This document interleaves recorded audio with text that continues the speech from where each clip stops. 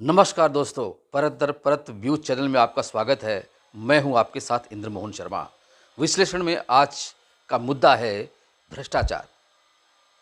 अक्सर आमतौर पर लोग ये कहते हैं कि भ्रष्टाचार, महंगाई, बेरोजगारी के मुद्दे पर कोई भी जल्दी सी बोलता ही नहीं है। ये मुद्दे गौण हो चुके हैं। ऐसा नहीं है।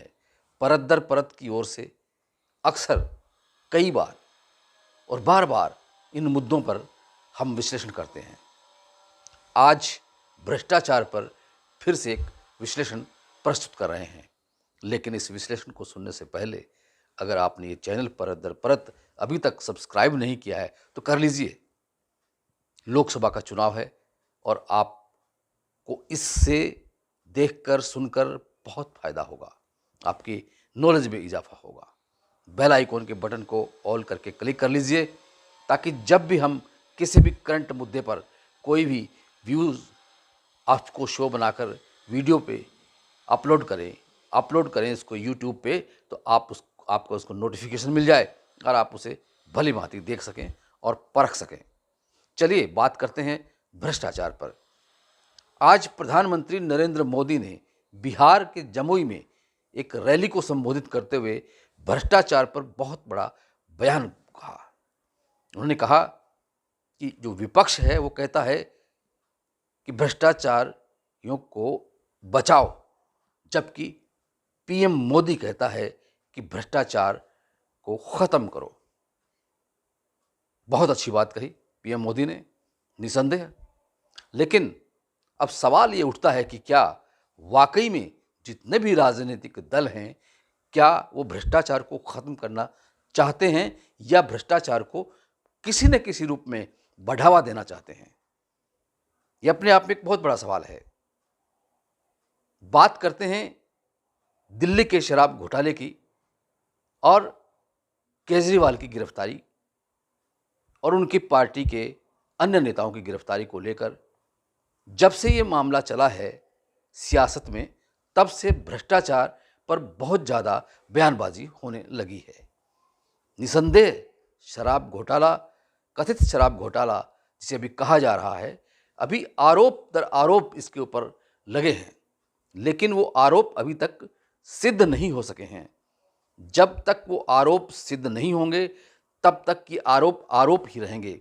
बेशक इस आरोप में आम आदमी पार्टी के कितने भी नेताओं को, कार्यकर्ताओं को ईडी गिरफ्तार कर ले, सीबीआई गिरफ्तार कर ले, कहीं भी उनको तिहाड़ जेल में भेज दें, लेकिन तब तक वो आरोप ही रहेंगे जब तक कि कोर्ट उनको दोषी साबित न कर दे।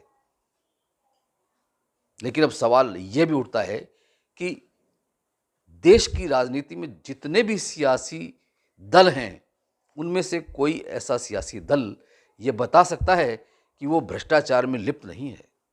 ऐसा फिलहाल कोई सियासी दल नज़र नहीं आता है। बात करें चाहे इस वक्त जो सत्ता में है बीजेपी और एनडीए, क्या यह भी भ्रष्टाचार से मुक्त है?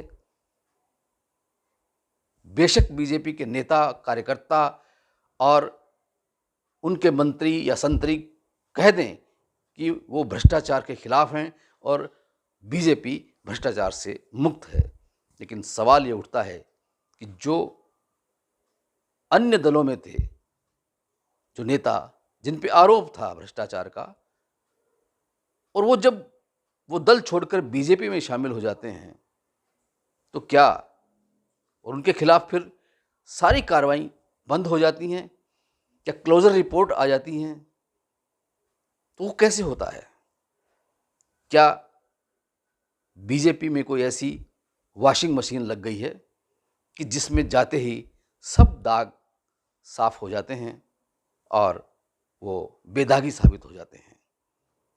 जिक्र करें प्रफुल्ल महंत की, अशोक चौहान की, छगन भुजबल की, और हाल ही में हरियाणा में कांग्रेस छोड़कर नवीन जिंदल की, जिनको कुरुक्षेत्र से बीजेपी ने उम्मीदवार के रूप में भी घोषित कर दिया गया है। इसी तरह से अगर बात करें अजीत राव की, जनार्दन रेड्डी की, शरद चंद्र रेड्डी की, नारायण राणे की, ऐसे न जाने कितने नाम हैं जो कि किसी न किसी आरोप में फंसे हुए हैं, किसी न किसी मामले में आरोपी हैं। लेकिन वो चूँकि अब वो दल छोड़कर बीजेपी में आ गए हैं, इसलिए उनके खिलाफ कोई कार्रवाई नहीं चल रही है। उनके खिलाफ ईडी भी सुस्त हो गई है, सीबीआई भी सुस्त हो गई है और बीजेपी मोदी सरकार भी सुस्त हो गई है। इतना ही नहीं, वो चुप भी हो गई है। तो क्या ये भ्रष्टाचार नहीं है? तो क्या ये समझा जाए कि भ्रष्टाचार एक शिष्टाचार बनता जा रहा है? जो सत्ता पक्ष में आ जाए उसके सब भ्रष्टाचार माफ? ये कब तक चलेगा? अरे क्यों?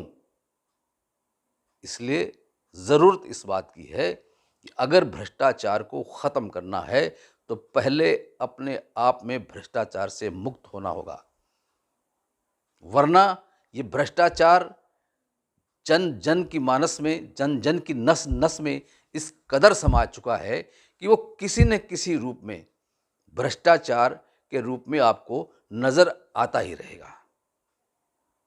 इसलिए ज़रूरत इस बात की है कि भ्रष्टाचार को ख़त्म करने के लिए पूरी ईमानदारी होने की ज़रूरत है। विश्लेषण कार्यक्रम में आज इतना ही। कल फिर किसी नए मुद्दे के साथ आपसे रूबरू होंगे। तब तक के लिए इंद्र मोहन शर्मा को इजाज़त दीजिए। और अगर आपको ये वीडियो पसंद आया हो तो इसे अपने मित्रों परिजनों को शेयर भी कीजिए। आपका बहुत बहुत धन्यवाद, बहुत बहुत शुक्रिया।